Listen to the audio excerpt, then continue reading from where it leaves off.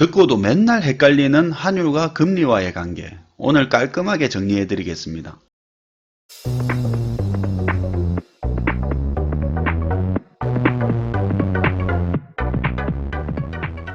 안녕하세요. 김하백과 캔들피그의 나불대화 시간입니다. 오늘도 모셔봤습니다. 김하백님 안녕하세요. 네, 안녕하세요. 감기가 많이 괜찮아진 것 같기는 한데 빨리 나으시길 바라겠습니다. 아직 목소리가 안 돌아와서 예. 들으시기 많이 불편하실 것 같은데 양해 좀 부탁드릴게요.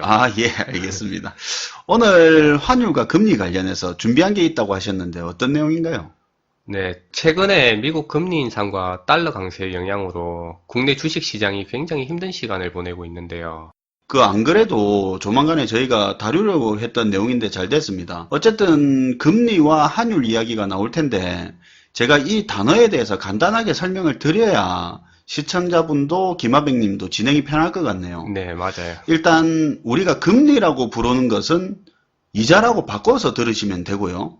환율이라고 말을 하면 달러의 가치라고 바꿔서 생각하시면 됩니다. 그냥 쉽게 생각해서 금리가 오른다는 말은 이자가 오른다. 환율이 오른다는 말은 달러의 가치가 오른다. 이렇게 바꿔서 들으시면 편할 것 같습니다. 앞에서 미국 금리 인상과 달러 강세의 영향으로 국내 주식시장이 힘든 시간을 보내고 있다고 김하백님이 이야기하셨는데요. 이야기 계속 한번 이어가 볼까요? 예, 캔들피그님 금리와 환율에 대한 개념을 잘 풀어주셨는데요. 예. 간혹 시청자분들께서 환율에 대해서 표현하는 방식에 따라 헷갈려 하셔서 이 부분은 추가적으로 설명을 드릴 텐데요. 예. 환율을 이렇게 기억하셔도 좋을 것 같은데, 환율이란 우리가 1달러를 사는데 필요한 돈의 양, 이렇게 기억하시면 되고요. 그렇게 표현하는 게 이해는 더 쉽겠네요. 환율은 1달러를 사는데 필요한 돈의 양. 예. 그리고 우리가 뉴스를 보다 보면 달러 강세가 어떻고 환율 상승이 어째서 원화 약세 영향으로 하는 이런 다양한 표현들을 볼 수 있는데요. 네. 실제로 환율 상승과 달러 강세 그리고 원화 가치 하락은 표현 방식만 다르지 완전히 같은 말로 이해하시면 되고요. 예. 신문 기사에 현혹돼서 이해하기 어려울 수도 있는데 정확히 환율 상승, 달러 강세, 원화 약세라는 말은 1달러를 사기 위해서 우리가 더 많은 한국 돈을 지불해야 된다는 의미로 같은 뜻으로 이해하시면 됩니다.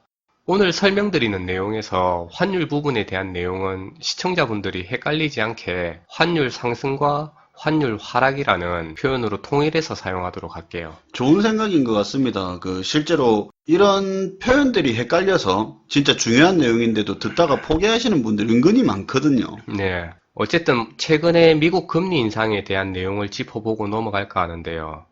내용을 잠깐 살펴보면 이번에 미국에서 정책금리를 2에서 2.25%포인트 인상해서 국내 금리 1.5%포인트와 0.75% 차이를 보이게 되었는데요. 예, 예. 실제로 금리 차이가 1% 이상 차이가 나게 되면 시장에서는 해외 자본 유출이 굉장히 심각하게 발생할 수 있다는 위험 신호로 인식하는 게 사실인데요. 한국 금리와 미국 금리의 차이가 1% 이상 차이가 나면 그렇다는 이야기죠. 지금은 0.75% 차이고. 네, 맞습니다. 시장에서 미국 금리와 1% 이상의 차이는 굉장히 이례적인 상황으로 심각할 수 있다고 판단하고요. 지금 거의 다 됐네요. 예, 그리고 내년에도 한 두세 차례 정도 더 금리 인상이 예정되어 있다는 말이 있으니까 예. 거의 다 됐다고 볼 수 있죠. 하반기까지 고려한다면. 아무튼 최근 뉴스 기사를 봐도 매우 다양한 반응을 확인할 수 있는데요. 가령 이제 한국도 미국을 따라서 금리를 올려야 해외 자본 유출을 막을 수 있다는 내용도 있고 아니다. 지금 같은 불안정한 경제 상황에서 금리를 인상하면 부동산 가계대출의 도화선이 될 수 있어서 올리면 안 된다. 예, 그런 이야기도 많이 하죠. 그런 내용도 볼 수 있어요. 그리고 최근 지속되는 환율 상승은 신흥시장으로 분류되는 국내 증시에 악재로 작용할 수 있다는 등 이런 다양한 내용을 확인할 수 있는데요.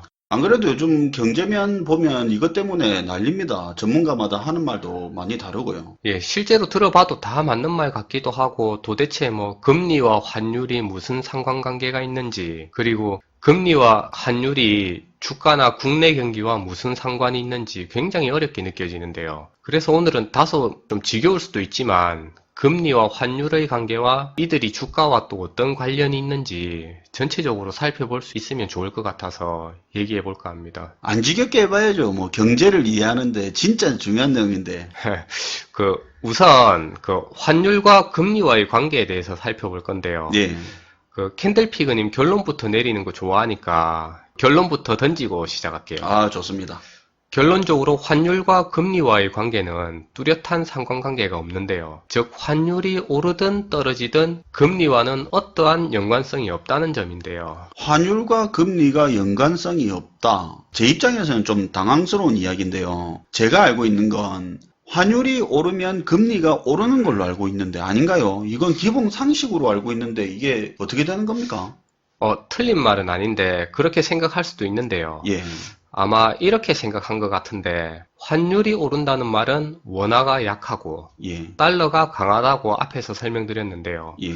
즉 환율이 오른다는 말은 달러가 원화보다 훨씬 투자 가치가 있다는 말이고요. 그렇죠. 결국 외국인 투자 자금은 훨씬 더 투자 가치가 있는 달러에 투자를 해서 국내 자금이 해외로 빠져나간다는 말인데요. 그렇죠. 환율이 오르면 달러 가치가 높아지는 거니까 네. 해외 투자 자금들이 달러한테로 다 가버리니까 국내에 돈이 빠져나간다는 이야기죠. 네, 맞습니다. 그런데 이렇게 되면 국내에 공급되는 돈들이 감소하게 되고요. 결국 국내에서 해외로 빠져나간 달러를 다시 국내로 데려오기 위해서는 금리 인상을 실시하게 되고 이런 금리 인상을 통해서 결국 국내에 공급되는 통화량을 늘릴 수 있게 된다는 말인데요. 그렇죠. 이자를 올려줘야 다시 해외 자금들이 국내로 들어오죠. 그러니까 제가 환율이 오르면 해외 투자금들이 달러를 따라서 도망을 가버리니까 네. 금리가 오른다고 이야기를 한 거죠. 예, 이 논리대로 설명하면 환율이 상승하면 금리가 상승한다는 결론이 옳은 판단으로 확인되는데요. 예, 그런 게 상식으로 알고 있죠.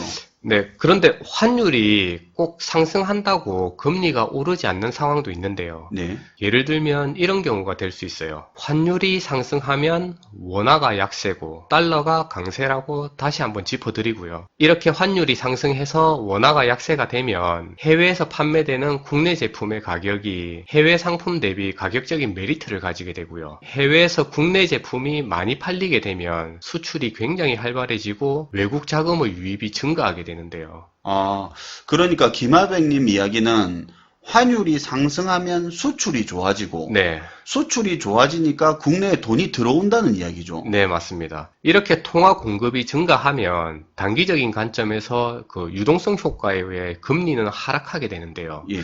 이처럼 환율 상승이 금리 상승의 요인이 될 수도 있고 환율 상승이 금리 하락의 요인이 될 수도 있습니다. 맞네요.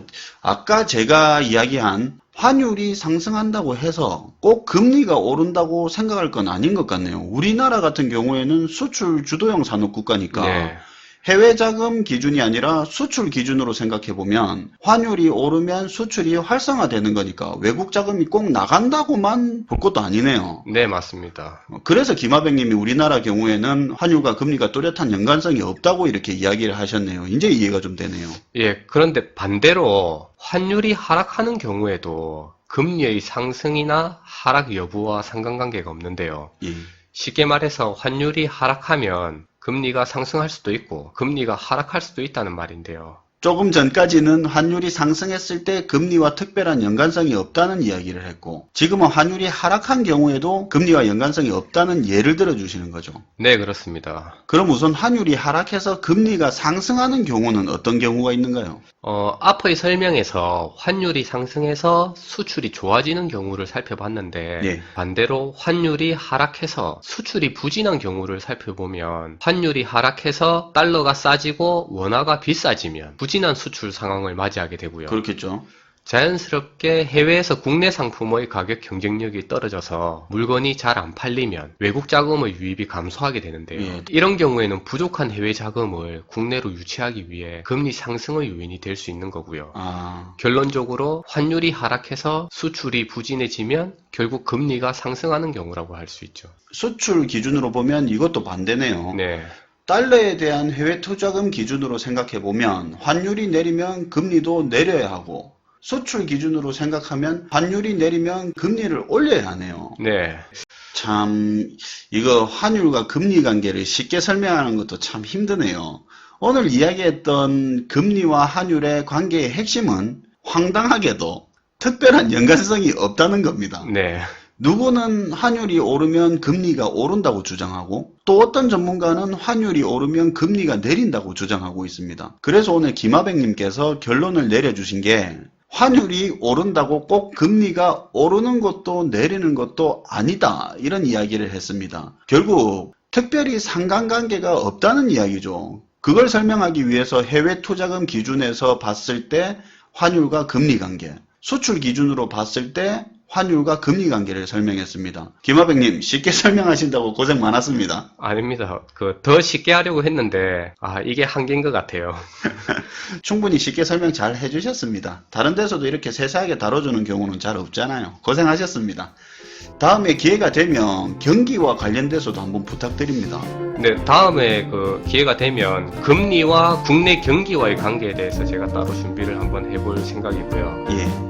그 준비가 되면 한번 소개해드리는 시간 준비해 볼게요. 네, 그거 좀 기대가 되네요. 네, 오늘은 환율과 금리의 관계에 대해서 이야기를 해봤습니다. 운전하시는 분들은 지금 화면에 나온 영상 클릭하시면 계속 자동으로 재생이 되니까 계속 연속해서 들으실 수 있습니다. 많은 구독 부탁드립니다. 지금까지 김하백 캔들피그의 나불대화 시간이었습니다.